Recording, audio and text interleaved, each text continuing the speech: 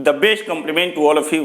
This is Raju from Bihar. जैसे already आप जानते हैं कि मैं इंग्लिश का वीडियोस बनाता हूं और इंग्लिश के छोटे छोटे टॉपिक से लेकर के बड़े बड़े टॉपिक तक को भी मैं टच करने की कोशिश करता हूं। लेकिन आज जो मैं चैप्टर के बारे में बात करूंगा वो होगा प्रीपोजिशन। अभी तक कोई भी ऐसा एग्जाम नहीं अपीयर हुआ है, अभी तक कोई ऐसा एग्जाम नहीं हेल्ड हुआ है जिसमें प्रीपोजिशन चैप्टर से नहीं पूछता हो, चाहे वो ऑप्शनल में पूछे या जनरल में पूछे या मतलब किसी प्रकार का कोई ना कोई क्वेश्चन जरूर देता है प्रीपोजिशन को लेकर। और आज मैं प्रीपोजिशन के कुछ वर्ड्स के बारे में जरूर बात करूंगा। यहां पर लिखा है कि use of around and round. अगर आप जानते हो तो स्किप कर दीजिए वीडियो, दूसरा वीडियो देखिए। लेकिन अगर आप नहीं जानते हो तो जरूर देखिए अराउंड और राउंड में क्या डिफरेंट होता है, बिसाइड एंड बिसाइड्स में क्या डिफरेंट होता है, बिसाइड्स एंड एक्सेप्ट में क्या डिफरेंस होता है, ये आपको जरूर मिलेगा।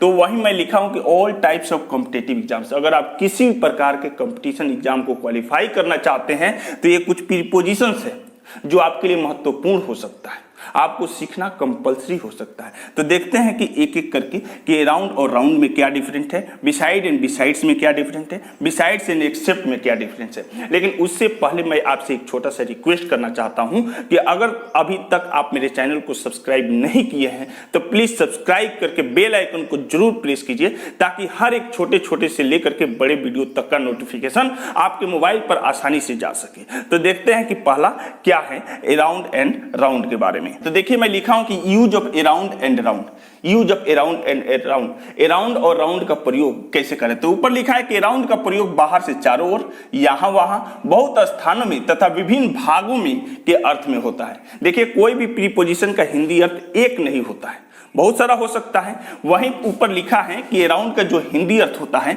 बाहर से चारों ओर, यहां वहां, बहुत स्थानों में तथा विभिन्न भागों में के अर्थ में होता है। लिखा है कि वे लोग उद्यान के विभिन्न भागों में बैठे हुए थे, वे लोग बगीचे के विभिन्न भागों में बैठे हुए थे, या यहां वहां टहलना बंद करो, यहां वहां टहलना बंद करो और कोई व्यापार शुरू करो। अब इसमें अराउंड का प्रयोग हुआ है और वो भी प्रीपोजिशन की तरह। They were sitting around the garden, they were sitting around the garden. तो यहां पर जो अराउंड आया है वो क्या है, प्रीपोजिशन है। Stop walking around and start some business, ठीक है ना।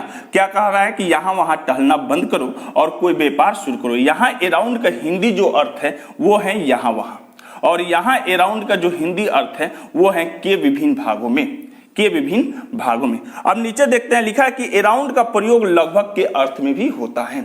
अराउंड का, केवल मैं अभी अराउंड के बारे में बोल रहा हूं, ठीक है ना, कि अराउंड का प्रयोग लगभग के अर्थ में भी होता है। वर्ग में लगभग 50 छात्र थे, वर्ग में लगभग 50 छात्र थे, तो क्या बोलेंगे, there were around 50 students in the class, there were around 50 students in the class. तो अभी हमने जो ये देखा चैप्टर वो अराउंड के बारे में देखा, इस पेज को हमने अराउंड के बारे में बताया, ठीक है ना। अब अगले पेज जो होगा वो राउंड के बारे में होगा और दोनों में डिफरेंट क्या है वो मैं बता रहा हूं। अब इधर देखिए यहां पर लिखा है कि राउंड का प्रयोग चारों ओर के अर्थ में वृत्ताकार पथ या वक्राकार पथ के लिए होता है।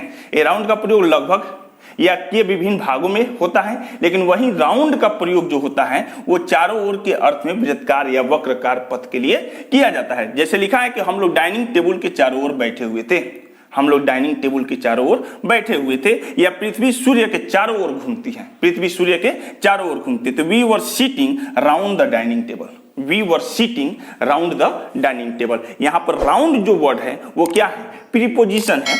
उसके बाद the earth moves round the sun, the earth moves round the sun. यहां जो राउंड जो है वो क्या है, प्रीपोजिशन है, क्या है, प्रीपोजिशन है। तो राउंड का हिंदी जो अर्थ होता है वो क्या होता है, चारों ओर, चारों ओर। और वहीं अराउंड का हिंदी अर्थ जो होता है वो होता है के विभिन्न भागों में, के विभिन्न भागों में या के चारों तरफ, के चारों तरफ। तो I hope around and round के बारे में आपको समझ में आया होगा। उसके बाद नेक्स्ट प्रीपोजिशन के बारे में बात करें तो नेक्स्ट है कि बिसाइड एंड बिसाइड्स।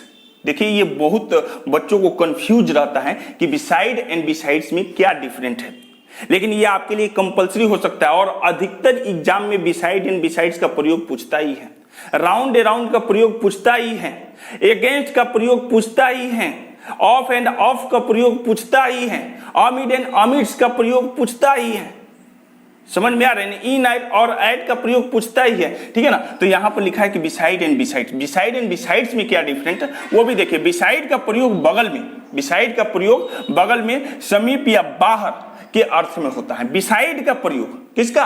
बिसाइड का प्रयोग बगल में, समीप या बाहर के अर्थ में होता है। जैसे कहना हो कि जाओ और अपने पिता के पास बैठो, यानी अपने पिता के बगल में बैठो, ठीक है ना। बच्चा माँ के पास बैठा था, बच्चा माँ के बगल में बैठा था या के पास बैठा था, दोनों का अर्थ एक ही है। तो वहीं कह रहा है कि go and seat beside your father, go and seat beside your father, ठीक है ना। या the child was sitting beside the mother, the child was sitting beside the mother. और वहीं बिसाइड्स का जो हिंदी अर्थ होता है ना, वो को छोड़कर होता है, के अलावे होता है। देखिए लिखा है कि बिसाइड्स का प्रयोग अतिरिक्त या के अलावे के अर्थ में होता है। याद करके रखना है, ये एडिशन के भाव को व्यक्त करता है, यानी जोड़ने के भाव को व्यक्त करता है, मैं आगे बताऊंगा।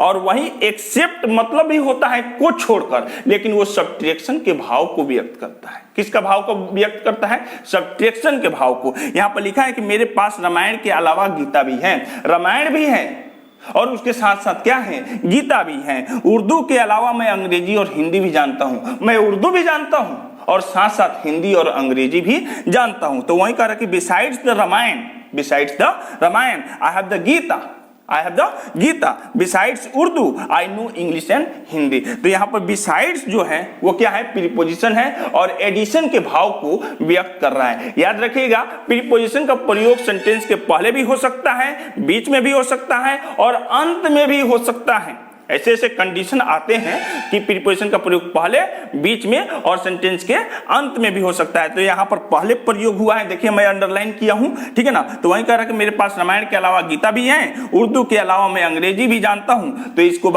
इंग्लिश में बात करें तो besides the Ramayana I have the Gita, besides Urdu I know English and Hindi. तो आई होप बिसाइड्स का प्रयोग और बिसाइड का प्रयोग दोनों समझे होंगे।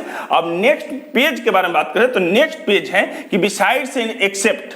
अभी मैं कुछ देर पहले बोला कि एक्सेप्ट का जो होता है हिंदी अर्थ, उसको भी को छोड़कर होता है, उसका भी हिंदी अर्थ को छोड़कर होता है। और बिसाइड का जो हिंदी अर्थ होता है, यानी बिसाइड्स का, उसका भी हिंदी अर्थ को छोड़कर होता है। लेकिन एक्सेप्ट सब्ट्रैक्शन के भाव को व्यक्त करता है और बिसाइड्स जो है वो एडिशन के भाव को व्यक्त करता है। जैसे यहाँ पर देखिए, बिसाइड्स तथा एक्सेप्ट का प्रयोग अतिरिक्त या के अलावे के अर्थ में सामान्यतः होता है। यानी बिसाइड्स और एक्सेप्ट का हिंदी अर्थ दोनों एक ही होता है, लेकिन याद रहे बिसाइड्स एडिशन का अर्थ रखता है और एक्सेप्ट सब्ट्रैक्शन का अर्थ रखता है। बिसाइड्स का एडिशन का अर्थ व्यक्त करता है, एडिशन मतलब जोड़ का, मैं इसके अलावे वो भी चाहता हूं, मैं इसके अलावे वो भी चाहता हूं और मैं इसको छोड़कर वो चाहता हूं। तो इसको छोड़कर वो चाहता हूं, वहां पर एक्सेप्ट का प्रयोग होगा, इसके अलावे वो चाहता हूं, यहां पर बिसाइड्स का प्रयोग होगा। आई होप आपको समझ में आ रहा होगा। नहीं समझ में आ रहा है तो नीचे कमेंट करके मुझे जरूर बताइएगा, मैं जरूर आपको समझाने की कोशिश करूंगा। लिखा है कि besides a book I have bought A notebook, किताब के अलावे मैं एक नोटबुक भी खरीदा हूं। किताब तो खरीदा ही हूं और साथ साथ एक नोटबुक भी खरीदा हूं। लेकिन except you I like all girls, आपको छोड़कर मैं सभी लड़कियों को पसंद करता हूं, आपको छोड़कर मैं सभी लड़कियों को पसंद करता हूं, ठीक है ना। तो यहां पर एक्सेप्ट का प्रयोग हो गया और यहां पर बिसाइड्स का प्रयोग हो गया। तो आई होप आपको बिसाइड एंड बिसाइड्स के बारे में समझ में आया होगा, बिसाइड्स एंड एक्सेप्ट के बारे में समझ में आया होगा, राउंड एंड अराउंड के बारे में समझ में आया होगा। और इसमें कहां आपको नहीं समझ में आया है नीचे मुझे कमेंट करके जरूर बताइए और मैं प्रीपोजिशन का और सारा भी चैप्टर्स जरूर लेकर आऊंगा। और अभी तक आप मेरे चैनल को सब्सक्राइब नहीं किए तो सब्सक्राइब करके बेल आइकन को जरूर प्रेस कर लीजिएगा, लाइक बटन प्रेस कर दीजिएगा ताकि मेरा भी उत्साह बढ़ता रहे और आपको भी कुछ नया नया सीखने को मिलता रहे। तो फिर मिलते हैं एक नेक्स्ट वीडियो के साथ, तब तक के लिए तहे दिल से धन्यवाद, बाय बाय, टेक केयर।